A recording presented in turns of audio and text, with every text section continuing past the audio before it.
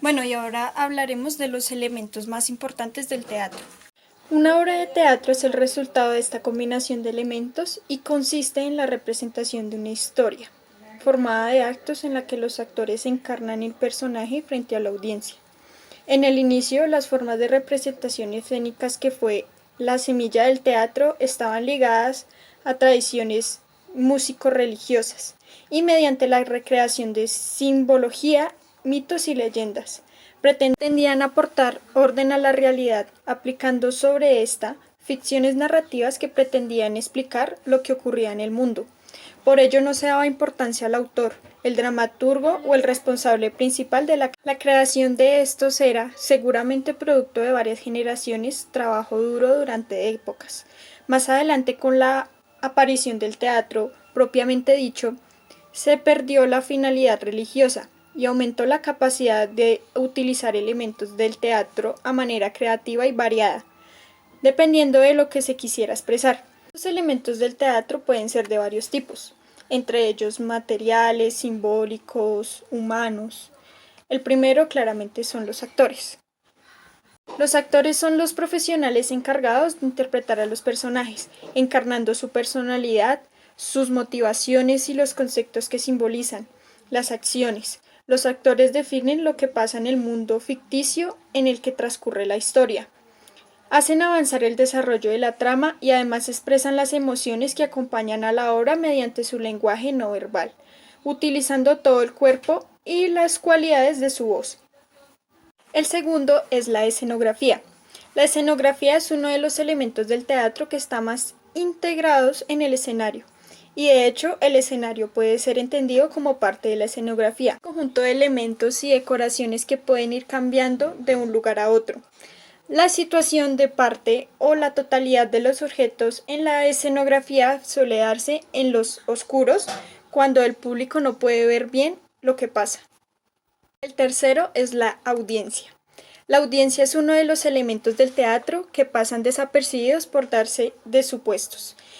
Pero lo cierto es que el público de la obra nunca llega a ser un agente totalmente pasivo. Participa en la creación de la obra, incluso aunque las personas individuales que lo conforman no sean conscientes de ello. De hecho, la concepción de una obra de teatro se lleva a cabo teniendo en mente las características culturales, sociales y psicológicas de la audiencia, de manera que todo lo que pasa puede ser comprendido. Esta es una de las diferencias entre una obra de teatro y una presentación de tipo ritual religiosa, en la que no es imperceptible que el público entra en lo que está pasando.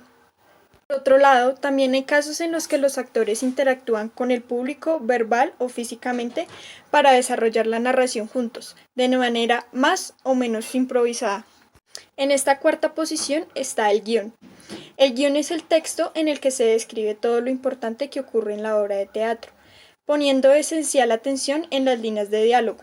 Es el elemento de la obra de teatro que plasma por escrito las ideas y temas que trabajarán en la representación, y su autor es el dramaturgo. Además, el guión o texto de una obra de teatro sigue un desarrollo en el que carga dramática de la obra va ascendiendo desde los primeros minutos hasta los momentos cercanos al final.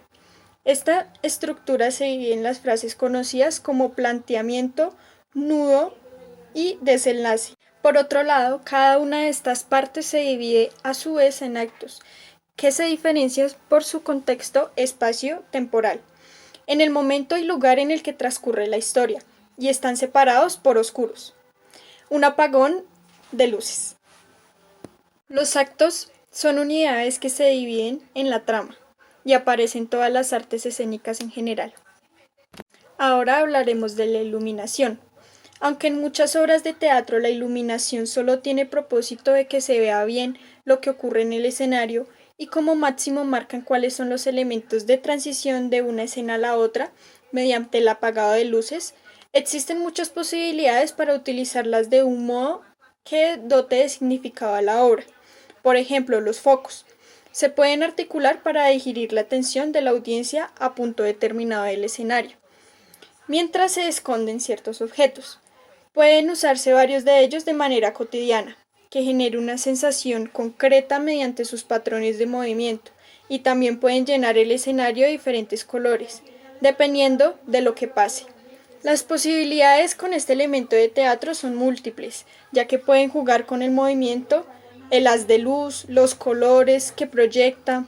De hecho, un foco de luz puede ser un personaje más de la obra. Diálogo con el resto de personajes a pesar de no tener voz, mediante la creación de los contextos apropiados. Continuamos con el maquillaje.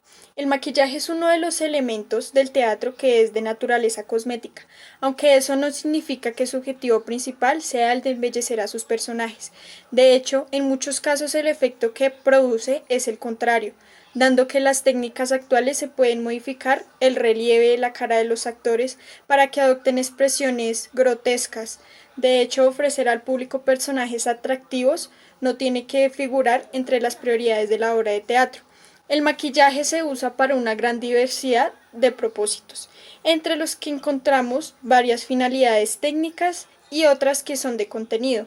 Entre las finalidades técnicas, el maquillaje destaca el contrarrestar efectos de la distancia y la iluminación artificial de cara al público. Tengan una imagen, una máscara y fiel con lo que lucen los personajes. De esta manera, incluso estando en zonas más alejadas del escenario, es posible ver las líneas de expresión de quien está actuando, y los focos no queman la imagen que se tiene de la cara de los actores. Por otro lado, las finalidades de este contenido a las que llegan utilizando el maquillaje son aquellas que tienen que ver con el tipo de idea y simbología que se pretende expresar mediante la apariencia de personajes. En este aspecto entra en juego la teoría del color, su manera de darnos información indirecta acerca de lo que está pasando gracias al uso de los colores, los cuales están asociados a cierto concepto y sensaciones. En el puesto 7 encontramos el vestuario. Como elemento constitutivo de una obra de teatro, el vestuario se parece mucho al maquillaje, ya que también consiste en aplicar productos a los actores para que expresen sensaciones e ideas mediante su simple presencia. Y también en este caso se juega con las paletas de colores para transmitir conceptos de manera inmediata, sin necesidad de hablar. Sin embargo, una característica propia del vestuario es que la ropa puede ser cambiada o eliminada rápidamente, incluso como parte del transcurso narrativo, que está incluido en la historia, algo que no ocurre con el maquillaje. Por ejemplo, si llega un momento dado el protagonista pide su sombrero, este hecho tan sencillo puede ser expresado mediante el control, la pérdida de la autoridad que le confiere su pertenencia a cierta situación, sometido a otros, etc. Ahora hablaremos un poco del sonido. El sonido de una obra de teatro está compuesto por la música y los efectos de sonido complementarios que ayudan a entender lo que está pasando en la historia. La música puede ser digénica o extradigénica, es decir, puede formar parte de la historia y ser escuchada por los personajes, o puede ser acompañando la historia, sin formar parte de lo que pasa en ella de manera literal. Algo que puede estar relacionado con lo anterior es el voiceover. El voiceover es una serie de enunciados que son emitidos por alguien que no pertenece a lo que está ocurriendo en el acto de la obra de teatro, y eso no está a vista al público, normalmente para dar información que narra o acompaña el desarrollo de la trama, dando información añadida. Muchas veces se trata de una grabación de voz que se complementa con los efectos de sonido. Por último tenemos en el número 10 al director. El director de la obra es la persona encargada de coordinar el resto de elementos de teatro, tanto de los materiales decorados, iluminación, maquillaje, etc., como los referentes de las acciones que deben realizar los actores para interpretar sus personajes de todo momento. Por otro lado, el trabajo del director se hace más notorio antes de la puesta en la práctica de la obra, frente al público. Durante esta, de hecho, no se sitúa en el escenario, sino fuera de él, para tener una vista más general y panorámica de todo lo que ocurre a la vez.